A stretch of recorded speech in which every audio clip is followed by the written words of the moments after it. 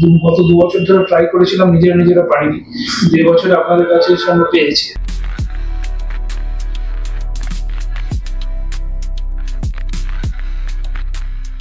নমস্কার, good evening. আমার সঙ্গে বসে আছেন তামজিৎ ব্যানার্জি। এনার admission Lord Buddha medical college and hospital Koshi বিহারতে কমপ্লিট হয়ে এসেছে। যেই দিন ফাইনাল রেজাল্ট বের হলো ওখান থেকে and till your final admission, তো এই যে পুরো জার্নি ছিল এইসব যদি আপনি কিছু বলেন। আমার ফার্স্ট যেদিন রেজাল্ট দেখলাম একটু কনসার্ন ছিলাম যে কোন কলেজে হবে বা ফিস যে ডিফারেন্ট কলেজে অনেক হাই ছিল।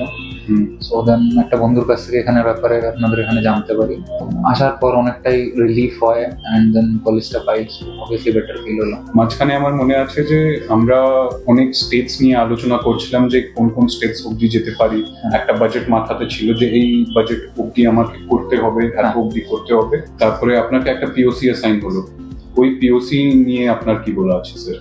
পিওসি অবভিয়াসলি খুব হেল্প করেছিল, চয়েস ফিলিং থেকে স্টার্ট করে যেটা বলেছিলাম, যখন অ্যাসিস্ট্যান্স চেয়েছিলাম কল করেছিলাম, অবভিয়াসলি অ্যান্সার করেছি। Do you think that is proper guidance required in the entire counseling process?